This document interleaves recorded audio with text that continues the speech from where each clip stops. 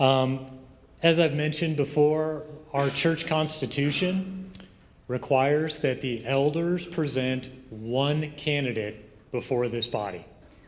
But it also allows for the elders to appoint a subcommittee to basically come up with that name. And so that's what we're doing this time around, which is different than last time. And before I introduce the subcommittee, I just wanted to thank the over 40 people, number one, that were nominated. I just think that's awesome that we had over 40 people that you would entrust with this task. And then that over 20 of them accepted going forward in the process. We are just so grateful and blessed that you are willing to be considered to go through this role.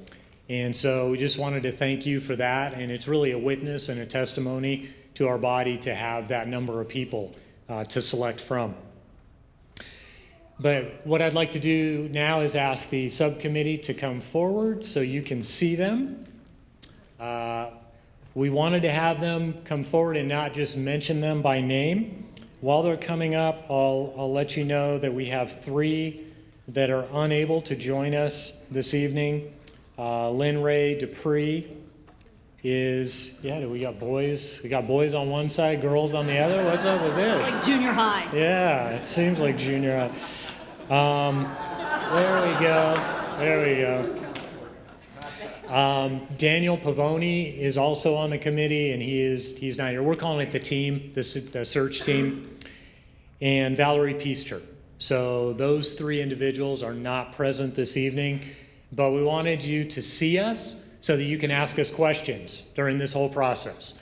The only thing we can't share with you is names. I think that's pretty obvious. Not all of the candidates most of the candidates will be working and are trying to sense whether God is leading them to Trinity Church. And so they don't want their names out there because they don't know if God is really leading them to Trinity Church. So we're not going to share names, but we can share general things like, we've got one from the Midwest that we're looking at. We got one from the East Coast, or, those types of things. We can share interview questions. There's lots of things that we can share with you. And so if you're curious and you want to know what's happening, just ask us. So I'm going to start over here on the right with Doug Richards, and we have Walter Lynn, Diane Keel, and Wendy McKinney. Okay, and then like I said, Lynn Ray Dupree and Daniel Pavoni and Valerie Peaster are not here this evening. One of the things I wanted to point out to you is equal. We have 4 men and 4 women, and this wasn't intentional, but we ended up having someone from each decade. We have 30s, 40s, 50s, and 60s all represented. So praise the Lord. I think he just kind of put this team together.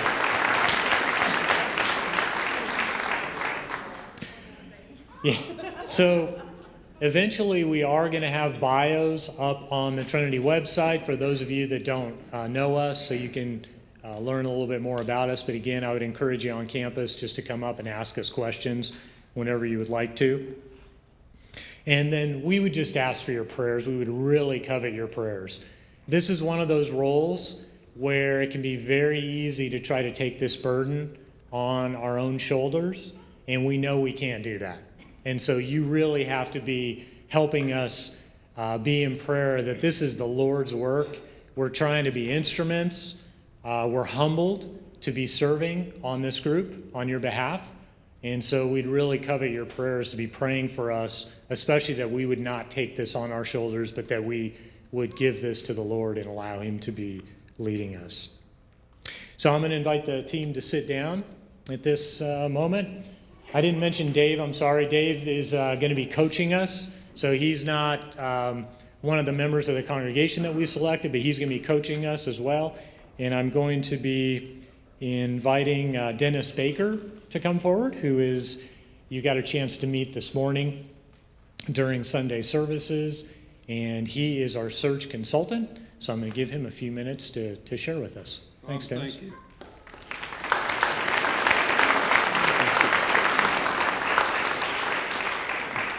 You're very, very kind. Thank you. I'd Last week when I was here on my semi-stealth visit, as I said this morning, a mild untruth, I was not running around with a ponytail and my baseball cap, though I might do that at some time. But I was here last week watching you and experiencing this congregation. And of course, I'll be, as a former governor said, I'll be back. Now, part of the reason why I will be back is when I work with a search team, and as noted this morning, I've worked with somewhere north of 400 senior pastoral search teams of churches ranging from about 25 or 30 to about 8,000. And pretty much everybody's looking for the same pastor, pretty much, okay? Robo-pastor, which you heard about this morning. In this journey, it is very important for me the way that I operate. I'm a highly relational person, and I need to be in context to find out so that I can feel, absorb, observe, critique, analyze, synthesize, and put it, as Tom Fort understands a little bit about me, in my holographic matrix. And all of this is about determining the fit for this particular church. Trinity Church has its own history, its own culture. I know a lot about it, but I've also chosen to remain benignly ignorant on certain things. I have a stack that thick of what I have not read dealing with the past, because coming into this, it was very important for me and my own integrity and the way that I operate and the way that the Gainer Group operates, that I was able to maintain as best I can a measure of clinical objectivity. I have a very much of a conceptual, analytical, empirical data part of me in addition to the relational part. And all of that is going into the mix. In story, there are times in the search process where we will be able to take shortcuts. But the one thing that is lethal for every church in a search, in transition, is when a church tries to short circuit a process and it does not go well for them. And part of what I am is I'm a truth teller. And in that, there will be times with the elders, perhaps with the staff, with Dave, with the search team, where I say, no, we cannot go there. Even as I am watching the process unfold, I will know things about potential candidates that are mostly pre-vetted. Did you hear what I said? Mostly, essentially pre-vetted. It would be my commitment, and some of the search team who I just met tonight for the first time, they have not heard this, so we're all hearing it together. It's very important that in a search journey that we understand as much as is humanly possible about a potential candidate, my word, potential candidate, his spouse, his family, his systems, where he came from, how he got there. And all of this is part of the analytics that go with what some of you business people call the deliverables. But the deliverables are often rather subjective. But part of our commitment as the Gainer Group is that we do not put forward anybody as a potential candidate after a particular spot that we do not believe could be the right potential fit for Trinity. Enough said on that. How can you be involved? I'm going to say one thing right now, and then I'm going to come back at it. We have to take prayer seriously. I've watched search teams, and I've actually made a list of those kinds of things that kill search processes. And this is not my first goat rodeo coming into a church that's had a failed search process. I've been in churches that have had failed search processes at a year, at 14 months, and one at 26 months. And I just learned tonight that it's been 2 years since Gary left the building. But it's also a year ago tonight that the clock started ticking. And I hurt with you for having to have gone through this because your faith has been stretched. Some of you have lost friends over this. This has not been an easy year. And Mike, the emotion that you showed for being a surgeon and showing emotion, what is that about? That's a good thing. Churches that operate off agendas, churches that say, I'll do it my way because I'm smarter than God, that does not go well. Churches that do not take it seriously as a spiritual act of worship in the spirit of Romans 12, it does not go well, because this is God's church. And churches that do not seek God, he says, okay, have it your way. Let me know how that works out for you.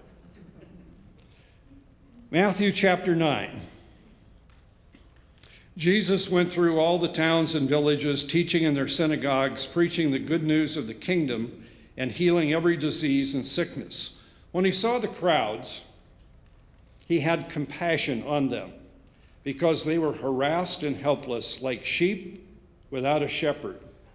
Then he, Jesus, said to his disciples, "The harvest is plentiful, but the workers are few." Verse 38 is the core of every search process.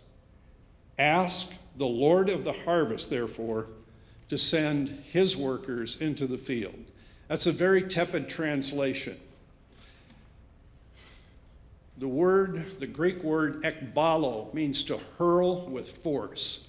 For those of you who are football fans, you can think, not that he's a great quarterback, but he's got a great arm. Think Colin Kaepernick, the Turlock boy, with the torque curve that he has. Or think a couple of pitchers for the Dodgers, or for the Angels, for those, if you can think of one for the Angels. But ask the Lord of the harvest that he, Jesus, would thrust forth his laborer, his pastor next, here to Trinity Church, because the fields are white unto harvest. And I believe with all my heart, with this journey that I have learned that you are still in the process of journeying through, that there is a heart in this church to follow Christ as leadership, and to follow Christ as followership, and to follow Christ together. And as I said this morning, the church that follows Jesus Christ heads in the right direction. It gets to the right place in his time. There's a lot of other things that go into this, and perhaps I'll be back and have an open forum at some point, but we have got a lot of work to do. And I invite you, and however you are wired, to pray.